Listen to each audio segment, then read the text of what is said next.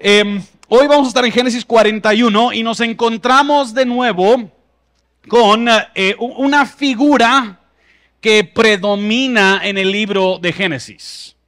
Y la figura es la figura de los sueños. Y quizás estás escuchando las prédicas del libro de Génesis y viendo estos sueños y queriendo entender, pues, ¿cómo así? O sea, ¿cuándo es que Dios revela las cosas por medio de sueños? ¿O por qué decide Él revelar ciertas cosas por medio de sueños? Bueno, no voy a contestar todas sus dudas teológicas acerca de si soñaste anoche con que tenés un nuevo carro, si es cierto o no, eso no te lo puedo contestar, ¿verdad?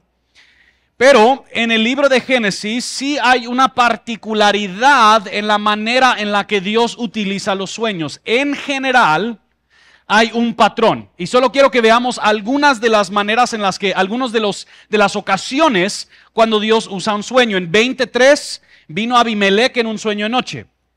En 31:24 vino a Labán, arameo, en su sueño durante la noche. En 45 el copero y el panadero egipcio tuvieron ellos un sueño en la noche. En 41:1 Faraón, egipcio, tuvo un sueño en la noche. Hay dos ocasiones más que podemos pensar: cuando Jacob tuvo el sueño de los ángeles ascendiendo y descendiendo, y luego José tuvo dos sueños. Pero en general, Gerhard Voss explica el patrón de Dios en el libro de Génesis usando sueños así: los sueños se usarán preferentemente como un medio de revelación cuando el estado espiritual no estaba adecuada para el contacto con Dios. De esta manera, la personalidad no apta se neutralizaba hasta cierto punto y la mente era un mero receptáculo del mensaje.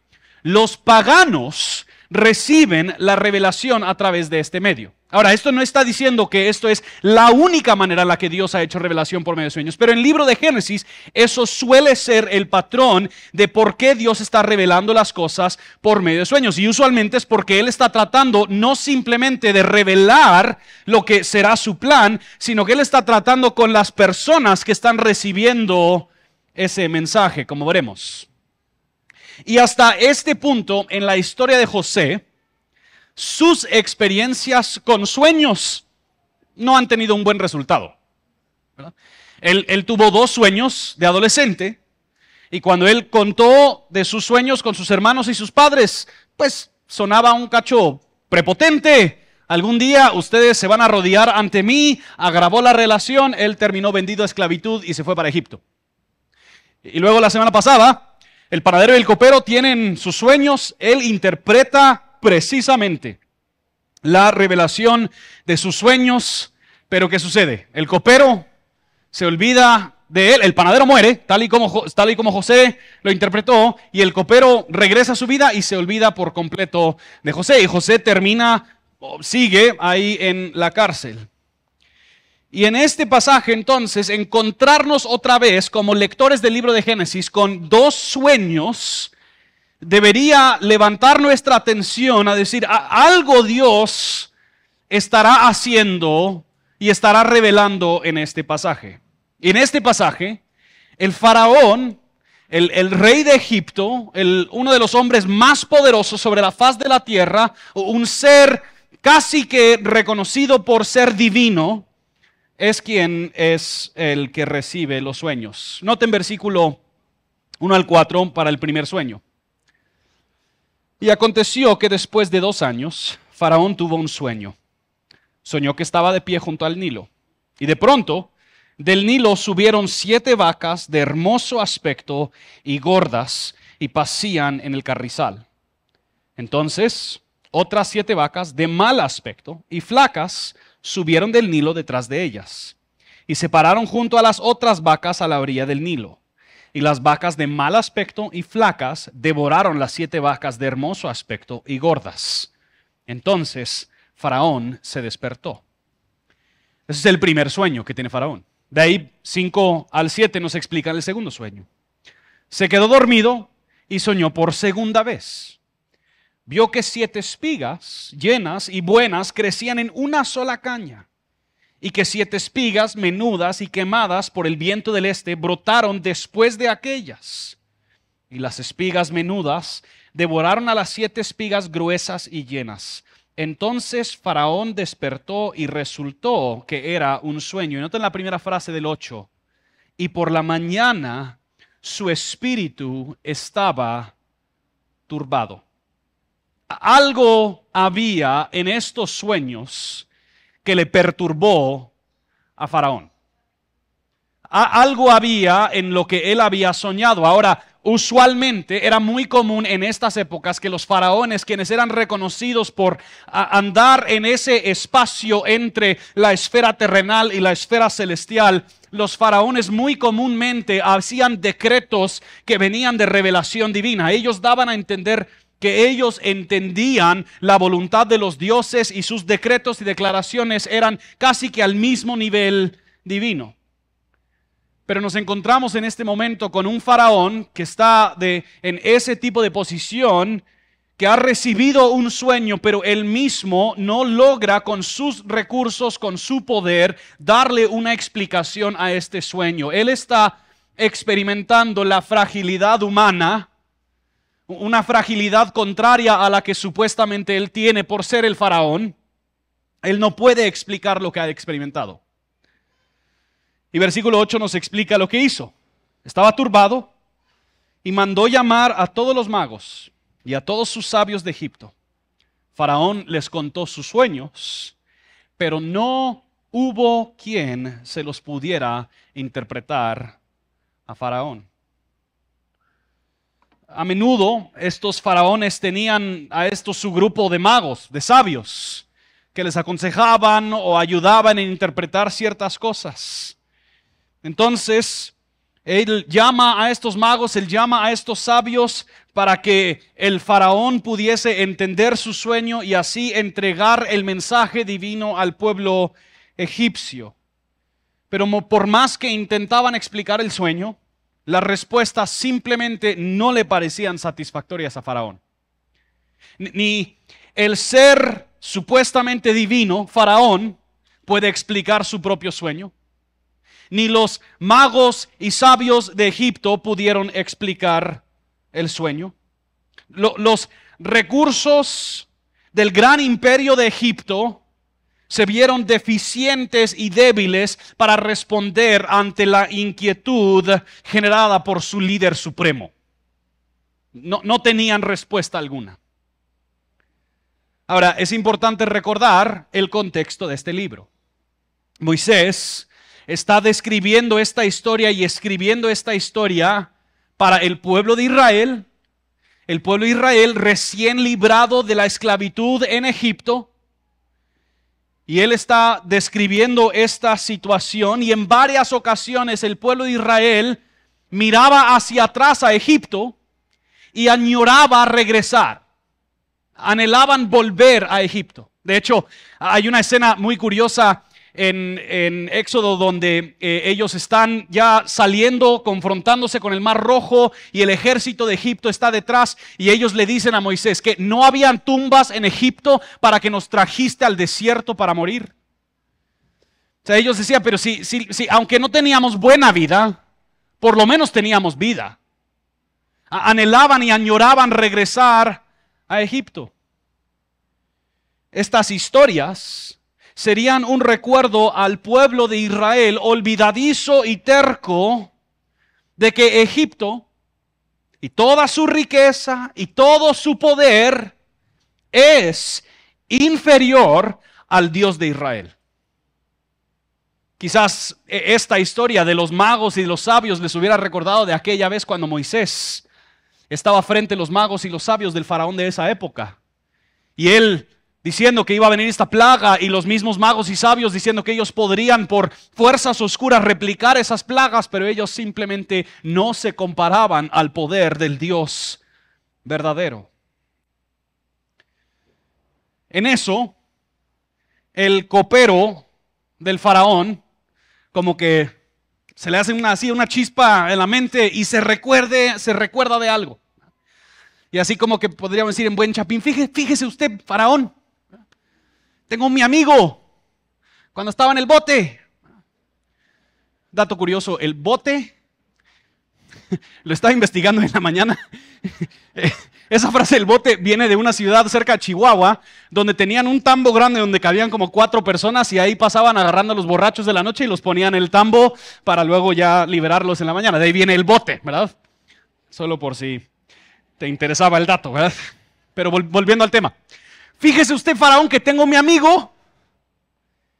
Y el copero se recuerda de la experiencia que él tuvo con José, este hebreo raro que estaba en la cárcel, que pudo revelarle exactamente lo que le iba a suceder a él y al panadero. Entonces, nos dice versículo 14 que Faraón mandó a llamar a José. Y se pueden imaginar la condición en la que se encontraba José. Estaba en la cárcel por muchos años. Pero te puedes poner por un momento en los zapatos de José, o las chanclas de José, las sandalias de José. En este momento, el momento por el cual él ha soñado por años. Por fin quizás estaba acercándose él a su libertad. Y el faraón lo llama uno de los hombres más poderosos sobre la faz de la tierra. José, este esclavo hebreo, tendrá audiencia con el hombre que con un solo trueno de sus dedos podría darle a él libertad por el resto de su vida. Y José en este momento ha sido convocado por este faraón. Y este faraón le dice: he oído decir de ti que hoy es un sueño y lo puedes interpretar. ¿Qué momento más oportuno para José? Yo no sé ustedes, pero en base a las experiencias que había tenido José, yo sé cuál sería mi tentación en ese momento, ¿verdad? Faraón, yo estoy aquí para servirte. Tienes toda la razón. Tengo experiencias escuchando e interpretando sueños. Y pues, me han salido bien. Así que, dígame. Y con gusto le interpretó el sueño. Pero eso no es lo que dice José. José manifiesta precisamente lo que nos ha dicho el autor a lo largo de esta historia, de que Dios está con él. Noten cómo responde José en versículo 16. Faraón, no está en mí. Dios dará a Faraón una respuesta favorable. ¿Sabes lo arriesgado que era esta respuesta? Se está enfrentando con un man que se cree Dios, quien tiene a su llamado y a su poder supuestamente contacto con todos los dioses de Egipto. Y José sabe claramente quién es la fuente de toda verdad. Él sabe quién es la fuente de toda revelación. Aún en este momento, cuando su libertad está colgado de un hilo, él no va a ceder ante la presión de acomodar su respuesta ante el hombre más poderoso de la tierra. Él declara, obviamente, lo que él ha visto ser cierto. Yo no lo puedo hacer, Faraón. Pero el Dios verdadero, Él te lo va a hacer saber. Y de ahí Faraón le empieza a contar estos 2 sueños. Y en estos 2 sueños explica de las vacas y de las espigas. Y al contarle los sueños, José responde con una frase que es repetida en versículo 25 y también 28. Dice, Dios ha anunciado a Faraón lo que él va a hacer. Y en 28, Dios ha mostrado a Faraón lo que él va a hacer. En este momento estamos viendo suceder ante nuestros ojos una de las premisas principales del libro de Génesis. En este momento estamos viendo un choque de los dioses, un choque del poder divino. Está el faraón, el ser divino ante Egipto, sus magos y sus sabios adivinando la voluntad de los dioses falsos, pero todos fallan en poder contestar la duda. Sin embargo, cuando José, quien cree en el Dios de Israel, es presentado con la misma información de los sueños, él no simplemente le da una interpretación de lo que podría llegar a ser. José declara claramente que esto es lo que Dios está revelando y algo que él va a llevar a cabo. Dios lo va a hacer. Estamos viendo en este momento cómo Dios está revelando su supremacía por encima de los dioses falsos de Egipto. Dios es supremo al faraón, supremo a los magos y los sabios, supremo a los dioses falsos. Y de nuevo, para el pueblo de Israel, quien está recibiendo esta historia, esto sería de mucha relevancia. José, han escuchado, es recién librado de la esclavitud por el pueblo de Egipto. ¿Y el pueblo de Israel en qué condición se encuentran? Recién librados de la esclavitud en Egipto. Dios está revelando su supremacía por encima de los dioses falsos de Egipto por medio de José. Exactamente como ellos vieron a Dios revelar su supremacía por encima de los dioses falsos por medio de Moisés. Ellos están viendo casi que una versión, copia de su historia vivida en la vida de José. De hecho, a lo largo del libro de Génesis, lo hemos mencionado, Dios está demostrándole a su pueblo cómo es que Él es supremo sobre absolutamente todo. Por eso el libro de Génesis es tan fundamental en la fe cristiana. Desde el mero principio, Dios demuestra que Él es supremo sobre absolutamente toda la creación. ¿Por qué? Porque la creación origina en Él. Él habla y las cosas llegan a aparecer, pero Él no tiene ni principio ni fin. Él demuestra como Él es supremo hasta sobre la serpiente, porque Él la maldice. Y Él hace la promesa de cómo es que Él va a responder ante la cabeza de la serpiente, machucándola por medio de la simiente de la mujer. Vemos cómo Él es supremo hasta sobre la humanidad. Él enviando un diluvio ante la injusticia de los seres humanos. Cómo es que Él es supremo sobre las interacciones de los seres humanos, Él confundiendo sus idiomas para que ellos no puedan seguir con su gran plan egocéntrico de alcanzar el cielo. Demuestra cómo Él es supremo sobre los cananeos, como Él es supremo sobre el faraón, como Él es supremo en todo sentido, supremo sobre toda sabiduría, todo poder, toda potestad terrenal o celestial. Esto es uno de los principales, uno de los ejes principales de las Escrituras y fundamento de la fe cristiana. Tu Dios es supremo. Salmo 135, 5 y 6. Porque yo sé que el Señor es grande y que nuestro Señor está sobre todos los dioses. Todo cuanto el Señor quiere, lo hace, en los cielos y en la tierra, en los mares y en todos los abismos. Primera de Crónicas 29:11. Tuyo, oh Señor, es la grandeza, el poder, la gloria, la victoria, la majestad, en verdad, todo lo que hay en los cielos y en la tierra. Tuyo es el dominio, oh Señor, y te exaltas como soberano sobre ¿qué? Todo. Romanos 11, 33 y 36. Oh profundidad de las riquezas y de la sabiduría y del conocimiento de Dios. Cuán insondables son sus juicios e inescrutables sus caminos. Pues ¿quién ha conocido la mente del Señor? ¿O quién llegó a ser su consejero? ¿O quién le ha dado a Él primero para que se le tenga que recompensar? Porque de Él, por Él y para Él son todas las cosas. A Él sea la gloria para siempre. Amén. Las Escrituras son claras, son claras. El Dios de Israel, el Dios de las Escrituras, es el único y verdadero Dios, supremo sobre absolutamente todo. Lo visible e invisible, supremo sobre todo principado, toda autoridad, todo poder, todo dominio, de todo nombre que se nombra. Ni una sola partícula de polvo se mueve en la tierra sin que Dios lo sepa. Él manda a los montes a que caigan al mar y ¿adivina qué? Lo hacen. Y a la vez ni se cae una sola ave de los cielos sin que Él lo sepa.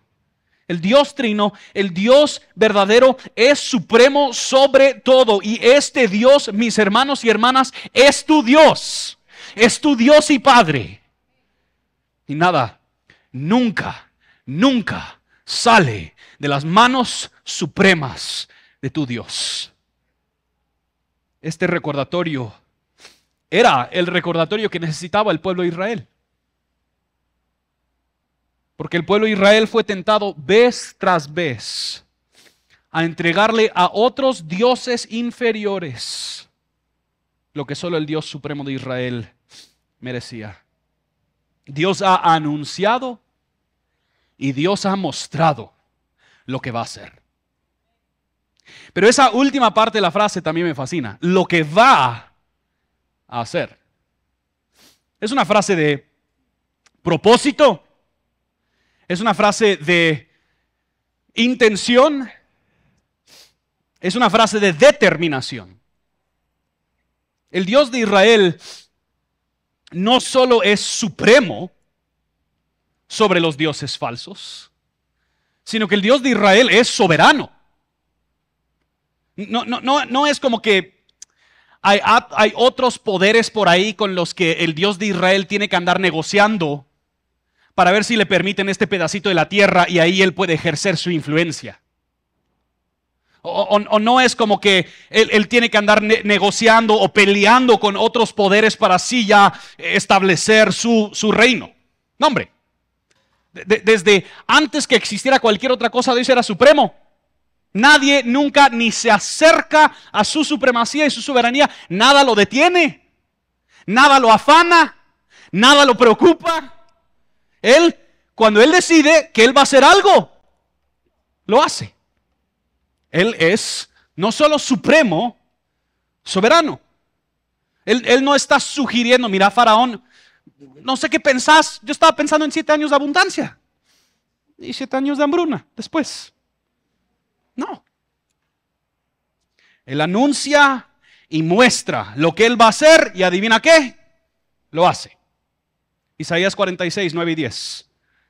Acuérdense de las cosas anteriores ya pasadas, porque yo soy Dios y no hay otro. Yo soy Dios y no hay ninguno como yo. Declaro el fin, ¿desde cuándo? Desde el principio.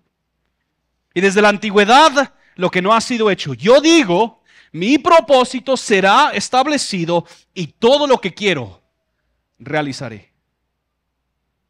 Decir que Dios le ha anunciado y mostrado a Faraón lo que él va a hacer no es una oferta opcional para ver qué Faraón quiere decidir.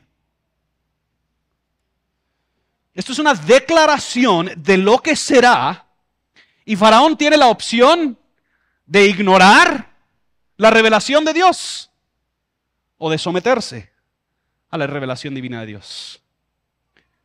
Faraón entonces en este momento reconoce que este sueño es revelación de Dios y José, buzo, se atreve luego a hacerle una pequeña sugerencia. Mire, Faraón, don Faraón, no sé si le dirían don Faraón. Mire, Faraón, 7 años de abundancia vienen, las 7 vacas gordas.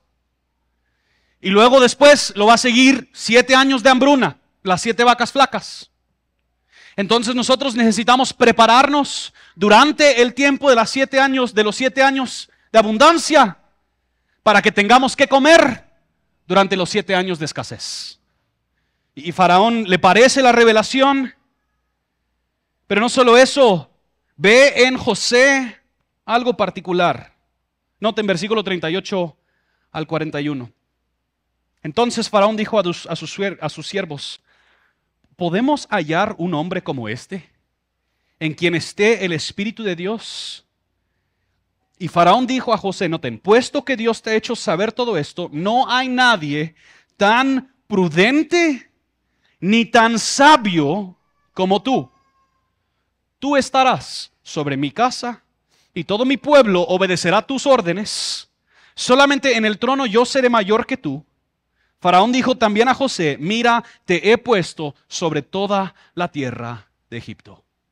Dios es supremo y Dios es soberano, pero casi siempre Dios lleva a cabo su plan y su obra en la tierra por medio de personas quienes confían y viven sometidos a su supremacía y su soberanía. Y eso es José en este momento. ¿Cómo lo sabemos?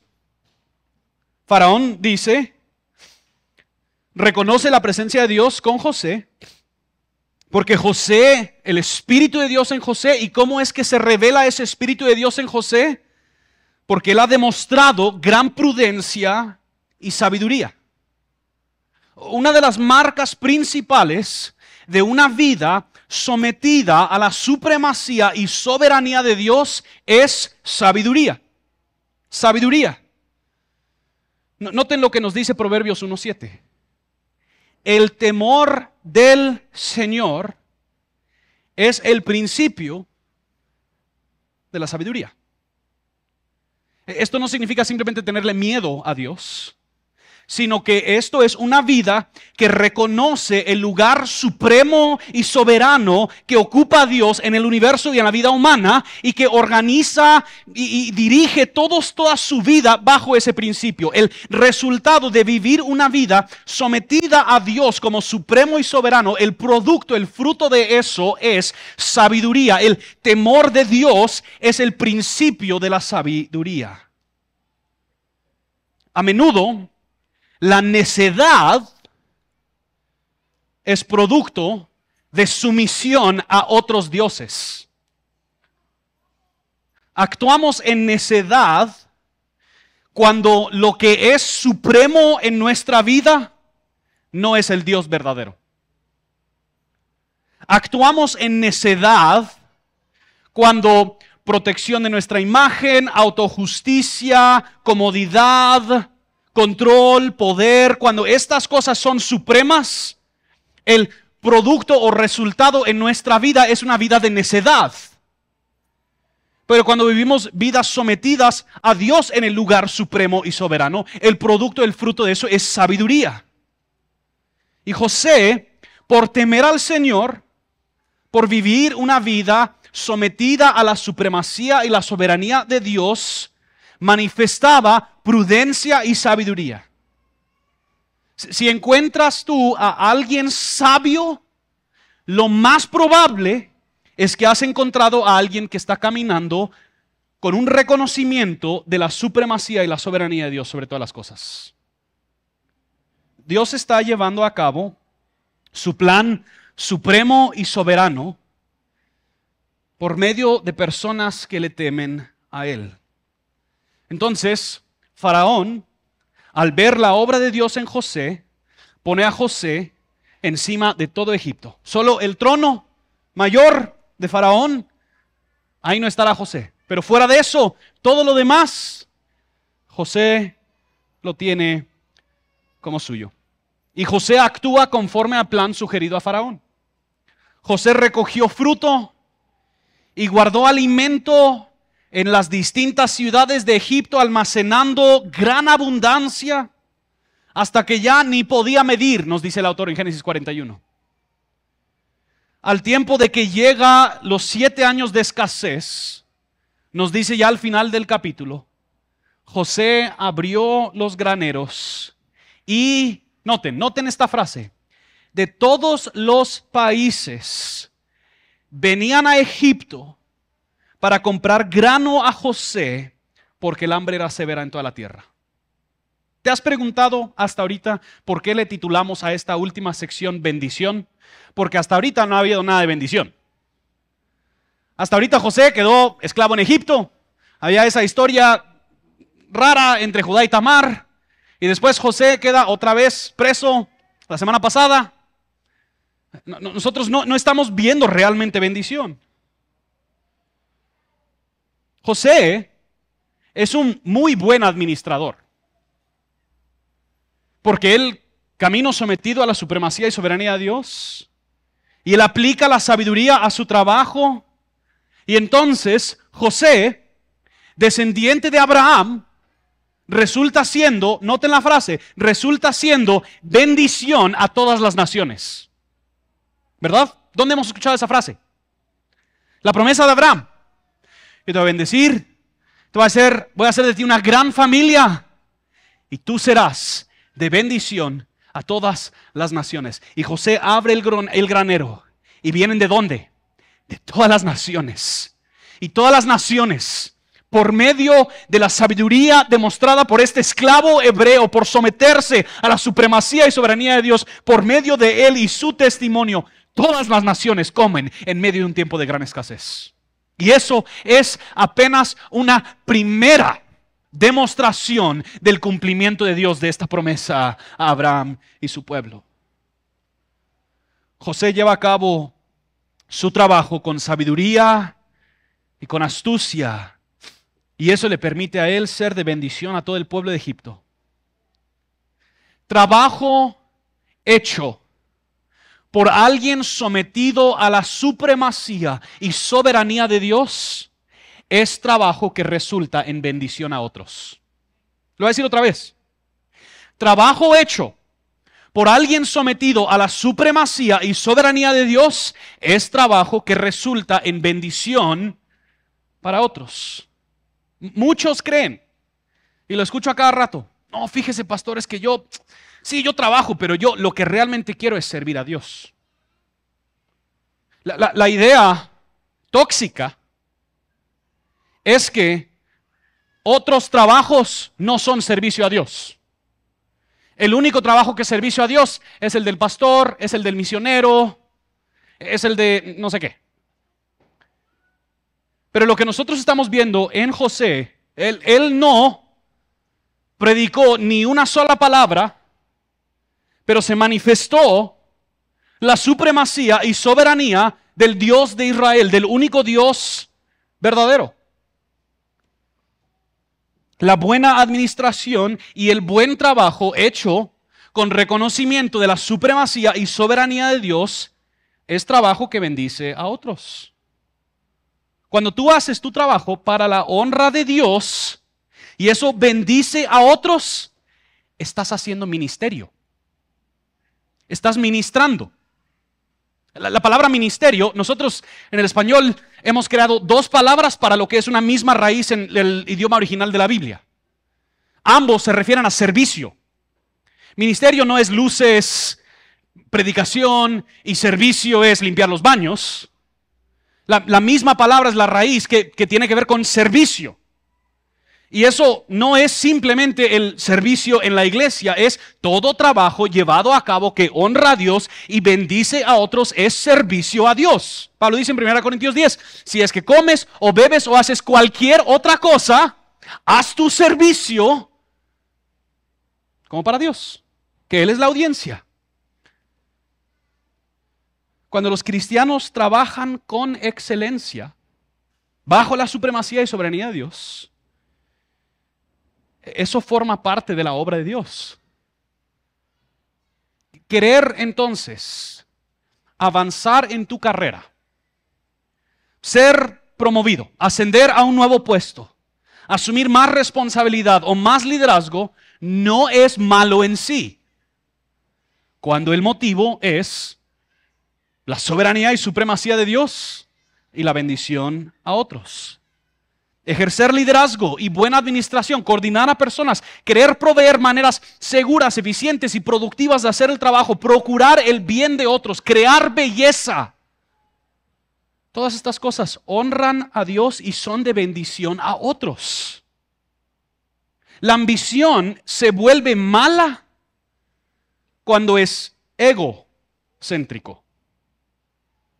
Cuando es motivado por mis propios fines ensimismados, cuando lo hago porque mi bienestar es supremo, mi prosperidad es suprema, mi deseo de tener poder o control es supremo. Sin embargo, ten por seguro que por más que avanzas, por más responsabilidad que tú asumes, confiando en la supremacía y soberanía de Dios, para bendición de otros, ten por seguro que serán mayores las amenazas a reemplazar a Dios como supremo en tu vida con tu propia supremacía. ¿Te imaginas en este momento la tentación que eso ha de ser para José? Uf, hasta hace 2 días andaba ahí en un rincón de alguna cárcel por ahí. Y hoy, junto al faraón, yo soy el segundo hombre más poderoso en la tierra. Sería muy fácil que esto provocara una autosuficiencia, una independencia. Cuando José estaba preso, él no podría ver en ninguna otra dirección más que arriba. Pero ya el haber alcanzado el pináculo del poder y el pináculo de la riqueza, ¿cuánta amenaza habría hacia la autosuficiencia?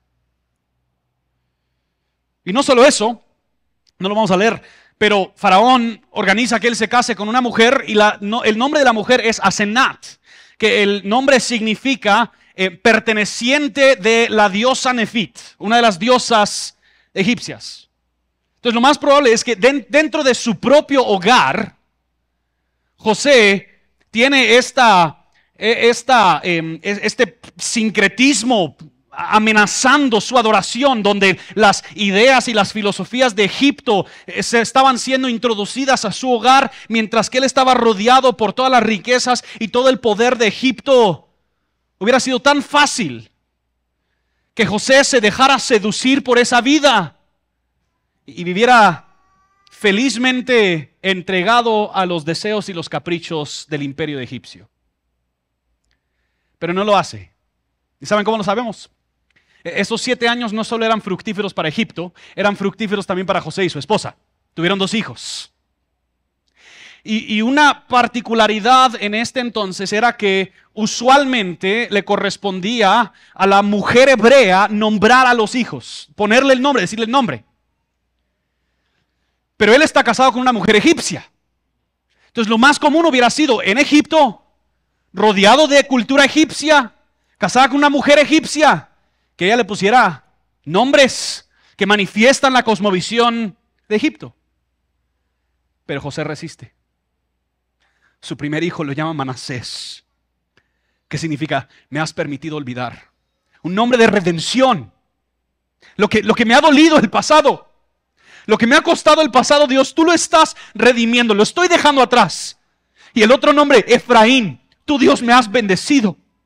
Tú Dios has estado conmigo y has permitido que yo sea fructífero, aun cuando yo estaba un tiempo atrás en el foso, en la cárcel. Hoy veo el fruto de tu obra en mí. Vemos cómo la fe de José perdura. Dios es supremo y soberano, y José fielmente sometió su vida a la supremacía y la soberanía de Dios. Y esto, mis hermanos y hermanas, es lo que Dios hace. Así trabaja Dios. José, sometido a la supremacía y soberanía de Dios, desciende a la cárcel, desciende a la aflicción, desciende al sufrimiento, solo para luego ascender a la gloria del poder. Y desde el trono de la gloria del poder, ejerce gobierno y administración de tal manera que todas las naciones son benditas. ¿No les parece a alguien a una historia que hemos escuchado antes?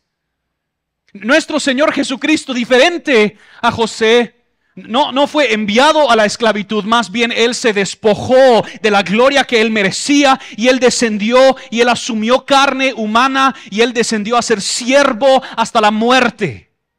Por lo cual Dios lo exalta para que toda rodilla de todas las naciones y toda lengua de todas las naciones confiesen que Cristo es el Señor, el deseado de las naciones, la bendición a todas las naciones. Dios es supremo y soberano.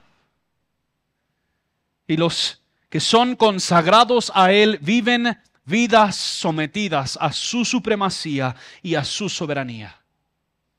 Y decir que Dios es supremo, corremos el riesgo de creer que solo nos estamos refiriendo a poder. que Dios es más potente que lo demás. No, mis hermanos. Dios es supremo en belleza, es supremo en bondad, es supremo en gracia, es supremo en justicia, es supremo en santidad, es supremo en ternura, es supremo en amor, es supremo en gozo, es supremo en pureza. No hay nada más bello, más perfecto, nada más digno de tus pensamientos y de tu vida entera que el Dios verdadero y único de las Escrituras. Él es supremo, hermanos y hermanas. Y si Él es verdaderamente supremo, esto no es un asunto relativo donde tú y yo decidimos qué valor le quisiéramos asignar a Dios. No, no, no. Si Él verdaderamente es supremo y soberano, por su valor intrínseco y eterno, sus criaturas tenemos un deber ante Él. Noten cómo le explica el Catecismo Mayor.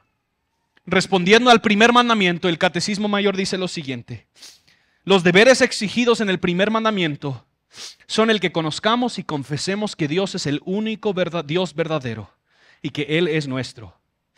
Que conforme a esto le adoremos y glorifiquemos, pensando y meditando en Él, recordándole, teniéndole en la más alta estimación, honrándole, adorándole, eligiéndole, amándole, deseándole, temiéndole, creyendo, confiando, esperando, deleitándose y regocijándose en Él, siendo celosos por Él, invocándole, dando toda alabanza y acción de gracias a Él, prestándole toda obediencia y sumisión con todo nuestro ser, siendo cuidadosos en todas las cosas que a Él agradan y entristeciéndonos cuando hacemos algo con lo que le ofendemos y andando en la humildad con Él.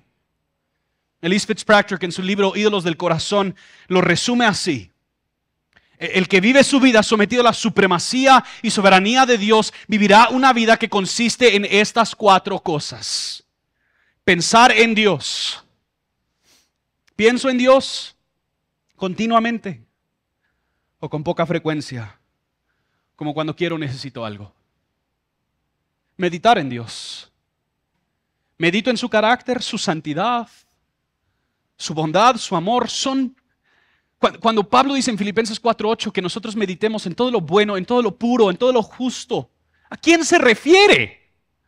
Al Dios verdadero y único. Recordar a Dios.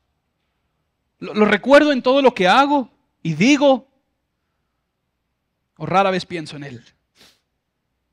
Confiar en Dios. ¿Realmente estoy confiando en Él o confío en otras cosas? El equipo de alabanza puede pasar adelante. He estado meditando esta semana en la letra de un himno antiguo. Estoy en las mañanas leyendo el libro de Éxodo. No es porque el otro año vamos a predicar Éxodo, no se preocupen, ¿verdad? Ya 2 años en Génesis, yo creo que vamos a descansar un poquito, ¿verdad? Pero pasé ahorita los capítulos donde se consagran los sacerdotes y todos los diferentes artículos del tabernáculo. Esta idea de apartar cosas específicamente de una manera que reconoce y afirma el valor del objeto por el cual han sido consagrados. Y he estado pensando en la letra de un himno que quizás lo recuerden, se llama Que mi vida entera esté. Y la última estrofa dice lo siguiente: toma, oh Dios, mi voluntad, haz la tuya nada más. Toma, sí, mi corazón y tu trono en él tendrás. Toma tú mi amor que hoy a tus pies vengo a poner. Toma todo lo que soy, todo tuyo quiero ser. ¿Por qué? Porque Él es digno. Porque tu Dios y Padre es supremo y soberano sobre absolutamente todo. Así que, ¿qué tal si como su iglesia nos ponemos en pie y respondemos en alabanza y adoración a nuestro Dios supremo y soberano?